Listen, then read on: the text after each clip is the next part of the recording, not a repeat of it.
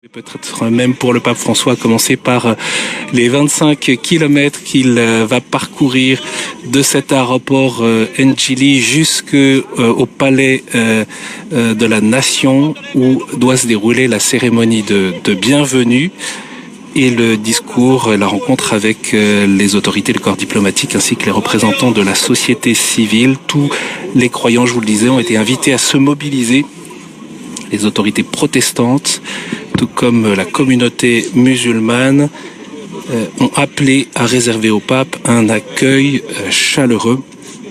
Le mercredi 1er février, demain donc, a été déclaré chômé le matin par le gouvernement pour permettre à la population de suivre la messe présidée par le pape, et les écoles seront fermées pour permettre donc à tous les habitants de Kinshasa de participer à cette visite. Et l'on voit l'archevêque de cette ville, le cardinal Ambongo, qui est à la fois l'homme fort de cette église en RDC et qui est également celui qui va accueillir le pape François et l'accompagner tout au long de ses jours.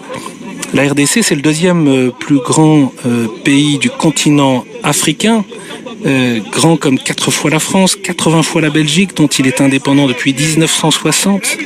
C'est une vaste zone de son territoire de RDC est couverte par la deuxième forêt tropicale la plus vaste au monde, dans ce bassin de l'immense fleuve Congo long de 4320 km. Les enjeux autour de l'écologie intégrale sont donc majeurs pour le pays. Territoire couvert également par la savane, avec les montagnes le long de la vallée du Grand Rift à l'est et les grands lacs, ou encore la chaîne volcanique des Virunga, où se dresse le Nyiragongo, ce volcan dont je parlais tout à l'heure près de Goma. La dernière éruption de ce volcan date de 2021 et elle a provoqué des milliers de déplacés, la destruction de villages entiers. En RDC, les ressources minières sont également considérables. Elles attisent les conflits qui impliquent des composantes locales et étrangères, les multinationales aussi, pour l'accaparement des richesses. Il y a d'ailleurs dans ce pays un contraste frappant, un paradoxe entre les multiples ressources naturelles de ces immenses territoires et la pauvreté dans le pays. 73% de la population vit sous le seuil de pauvreté avec moins de $2 par jour.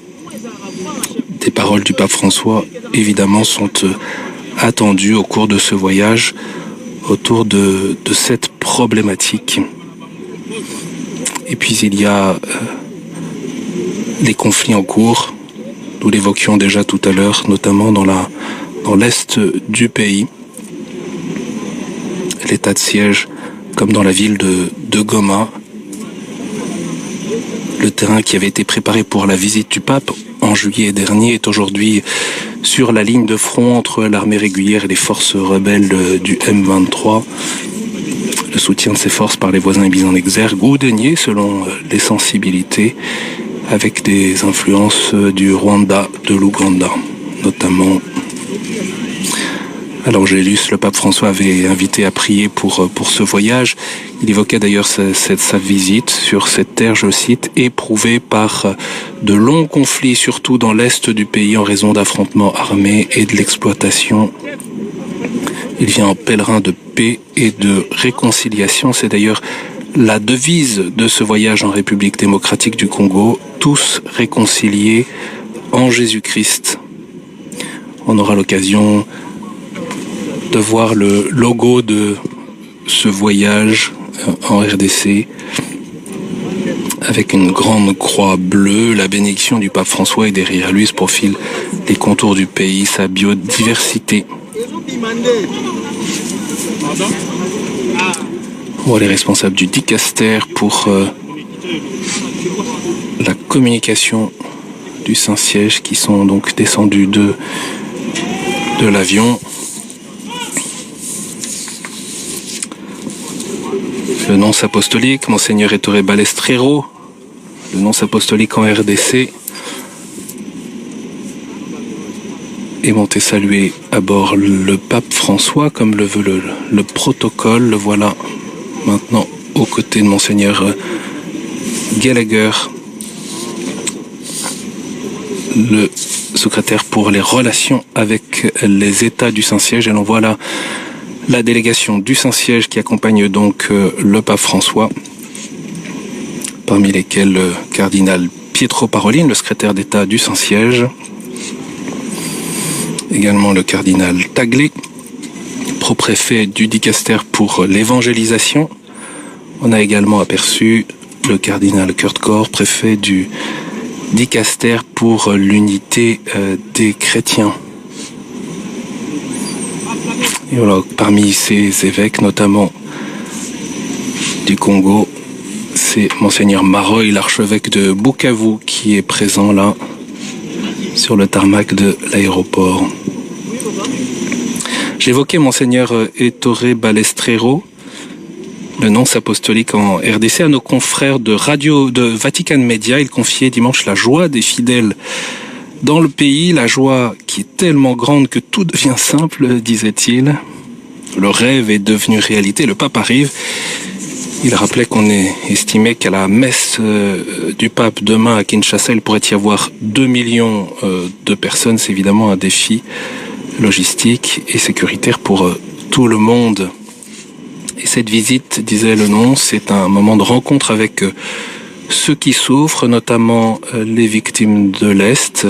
C'est un moment important pour inviter les Congolais à se réconcilier, mais aussi une invitation à vivre avec cohérence leur foi.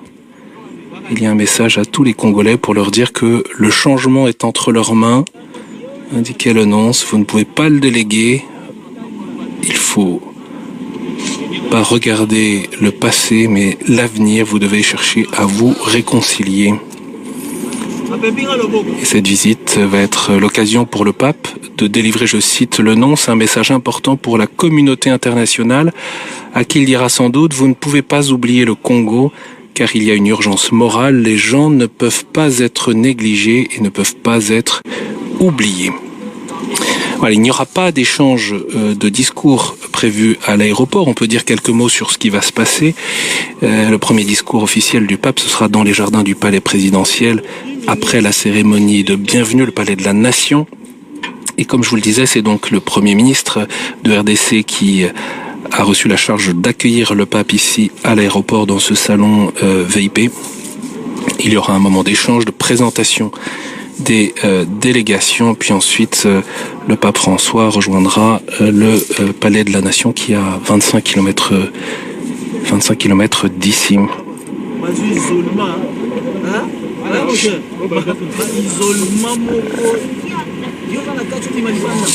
Et c'est évidemment un très grand moment pour le pays.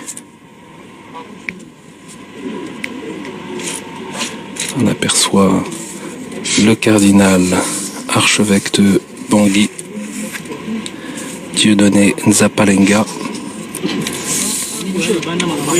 Et tout le monde guette donc la descente du pape François, vous le savez, et on imagine, puisqu'on ne voit pas là en détail la descente de l'avion, que depuis le voyage à Malte, le pape François ne descend plus les escaliers de l'avion du fait de ses difficultés à marcher, mais il utilise un ascenseur pour faciliter donc sa descente de l'avion.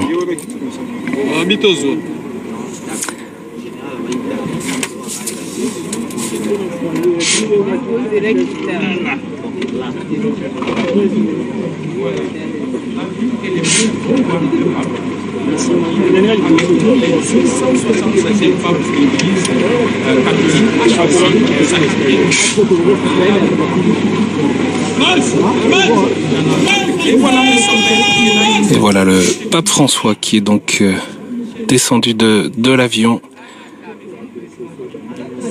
et qui est accueilli sur le tarmac par les autorités de République démocratique du Congo.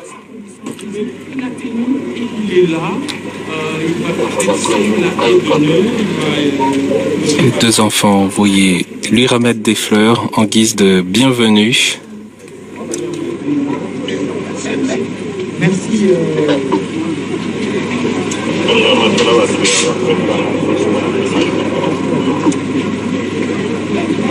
Ouais.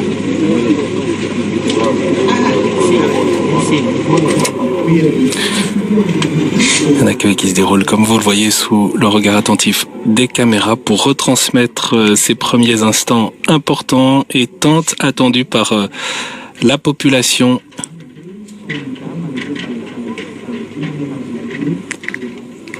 Et pour avoir été en République démocratique du Congo et en particulier à Kinshasa à la fin du mois de juin où les préparatifs, alors qu'on pensait à ce moment-là encore que le voyage pouvait se dérouler en juillet, les préparatifs battaient leur plein. Il y avait partout dans les rues des grands visuels, des grandes affiches souhaitant la bienvenue au pape François. On imagine aujourd'hui ce que le pape François va pouvoir voir sur son chemin jusque dans le centre-ville de Kinshasa.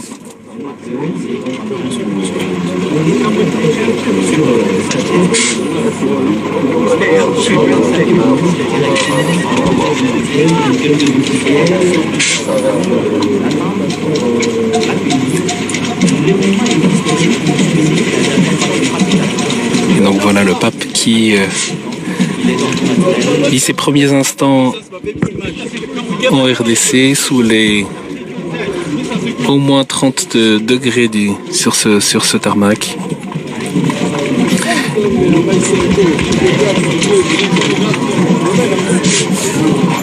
On peut dire quelques mots du programme à la fois de cet après-midi et puis des prochains jours à Kinshasa pour les avoir bien en tête. Donc je le disais, le pape va rejoindre le Palais de la Nation pour la cérémonie de bienvenue qui, selon le programme officiel, doit se dérouler à 16h30. À 17h30, ce sera son premier discours lors de la rencontre avec les autorités, la société civile et le corps diplomatique. Le grand moment de rencontre avec la population, ce sera mercredi à partir de 9h15 pour la messe sur l'aérodrome Ndolo, dans le centre ou quasiment de la capitale congolaise. Donc une messe qui sera célébrée en rite zaïrois par le pape François. L'après-midi, le pape à l'Annonciature apostolique rencontrera les personnes victimes de l'Est du pays, puis ensuite les représentants des œuvres caritatives. Et c'est jeudi matin que le pape François retrouvera les jeunes notamment et les catéchistes. Ce sera au stade des Martyrs, ce grand stade qui accueille les grands matchs de football à Kinshasa. Il y a eu cette nuit des pluies orageuses importantes qui ont fait que les installations se sont partiellement, notamment autour du podium, effondrées, mais depuis les organisateurs et le gouvernement ont indiqué que les choses avaient été remises en ordre et que la légèreté des structures avait été conditionnée par la nécessité de respecter notamment les caractéristiques techniques du stade. Donc la rencontre avec les jeunes, ce sera jeudi matin, l'après-midi 2 février, fête de la présentation de Jésus au Temple, fête de la vie consacrée. Le pape François retrouvera les personnes consacrées, les séminaristes, les diacres, les prêtres à la cathédrale Notre-Dame du Congo à Kinshasa. Donc ce sera à 16h30. Avant de retrouver en fin de journée les membres de la Compagnie de Jésus, comme le pape François le fait d'ordinaire. Mais une rencontre privée, ce sera à l'Annonciature apostolique. Le vendredi matin, le pape François se rendra au siège de la CENCO, la conférence épiscopale nationale du Congo, donc les évêques de RDC. Ce sera à 8h30. Avant de rejoindre cet aéroport de Njili. Voilà, nous avons parcouru les quelques grandes étapes de ce programme du pape François en RDC. Il s'envolera ensuite au Soudan du Sud pour un voyage également historique, notamment avec des dimensions particulières et écuméniques. Moi, je vous propose donc qu'on puisse se retrouver en direct du Palais de la Nation aux alentours de 16h30 selon le programme officiel, mais évidemment, on sera particulièrement attentif pour suivre l'horaire précis d'arrivée du pape François. On le voit aux côtés là du Premier ministre pour un bref échange.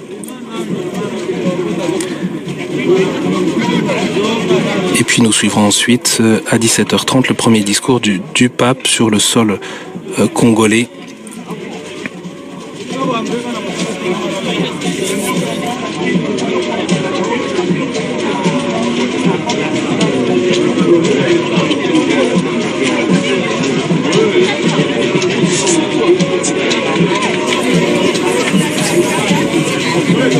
Et vous le voyez, le pape François qui est accompagné d'un traducteur pour un premier échange informel autour de cet accueil, de son arrivée.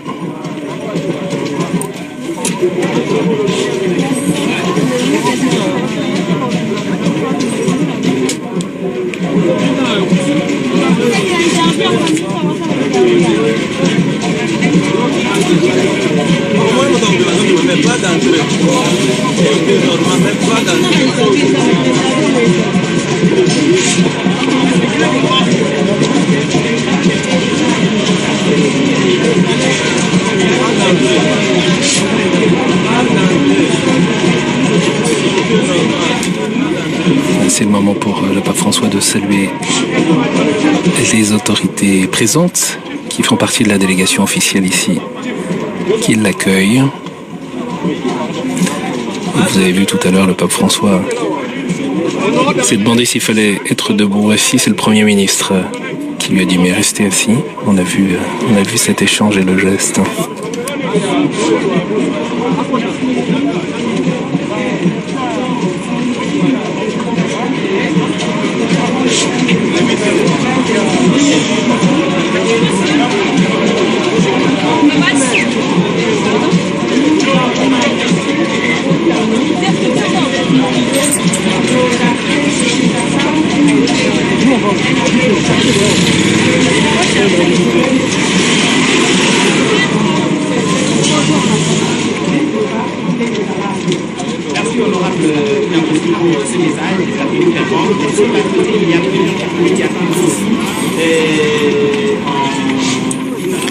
On évoquait tout à l'heure ce grand pays qui est la République démocratique du Congo, 105 millions d'habitants, avec plus de 200 groupes ethniques, 450 tribus.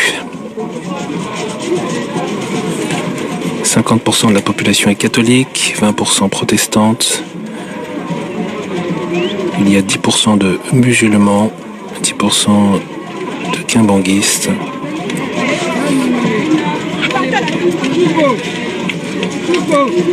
Et il y a 4 langues officielles, en plus du français. Donc le Lingala, le Kikongo, le Kingwana, le Chiluba.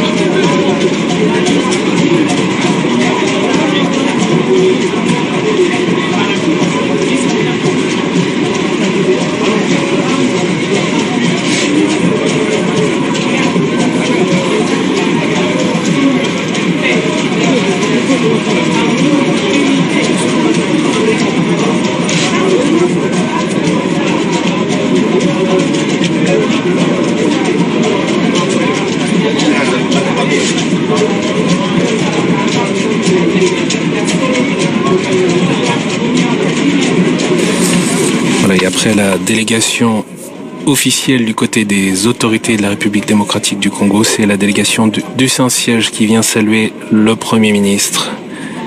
Donc le cardinal Parolin, le secrétaire d'État du Saint-Siège.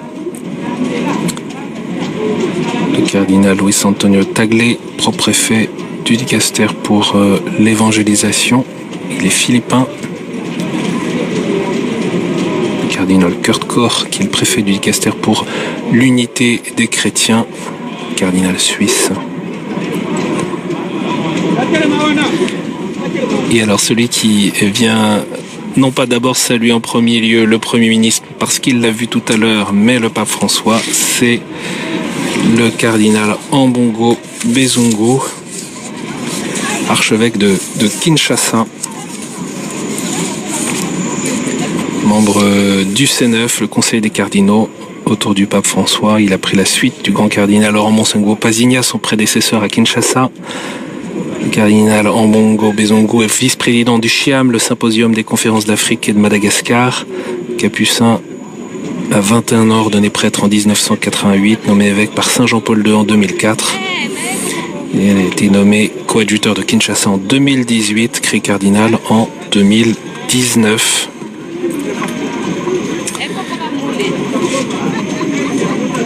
Et on aperçoit à l'instant Monseigneur Marcel Outambi Tapa, le président de la conférence épiscopale nationale du Congo, la Senko, il est président depuis 2016, c'est l'archevêque de Kisangani depuis 2008. On a également aperçu le nonce apostolique dont on parlait tout à l'heure, Monseigneur Balestrero.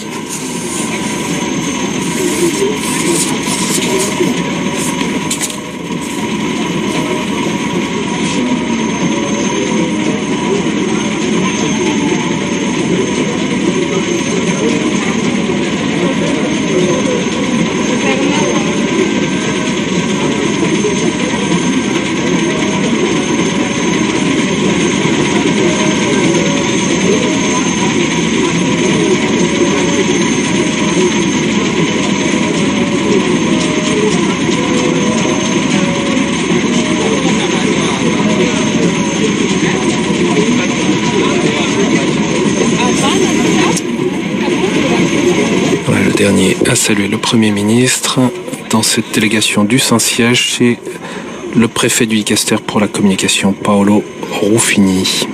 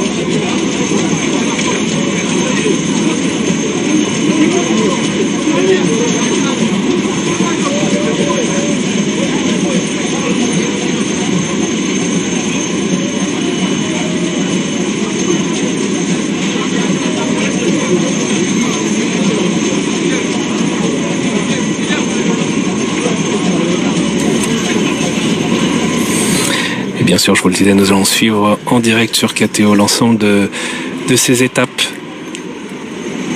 du voyage du pape François en Afrique, en République démocratique du Congo et au Soudan du Sud. Et nous prenons le temps, et notamment pour tous ceux qui nous suivent depuis la RDC, que nous saluons à nouveau. N'hésitez pas à retrouver les horaires de nos directs, de notre programmation spéciale sur notre site ktotv.com. Vous pouvez nous suivre également sur YouTube, sur Facebook, sur nos réseaux sociaux. Et puis vous pouvez également vous abonner à notre fil WhatsApp ou Telegram, un abonnement que vous arrivez, auquel vous pouvez accéder depuis notre site. Je vous le disais, la prochaine étape donc pour le pape ici, c'est la cérémonie de bienvenue au Palais de la Nation. Elle est annoncée à 16h30. Je vous propose donc de nous retrouver tout à l'heure à 16h30 pour suivre cette cérémonie de bienvenue où le pape François sera accueilli par le président de la République, Félix Tshisekedi. Et pour se rendre à ce palais de la Nation, le pape François doit effectuer 25 km en voiture, dont peut-être une partie en papamobile, en tout cas pour saluer tous ceux qui sont sur cette route qui conduit de l'aéroport au centre-ville. Et pour ceux qui connaissent Kinshasa, sait qu'il peut aussi y avoir du monde autour de cette grande avenue.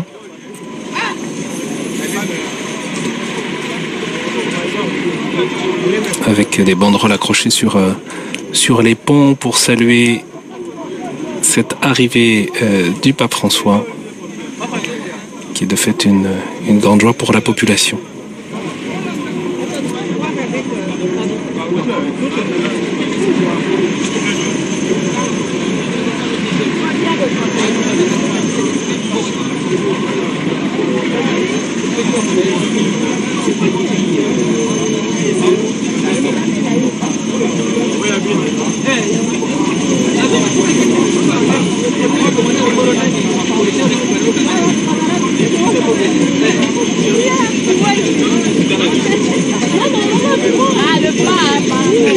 On va maîtriser le moment. Lyonnais. Basta.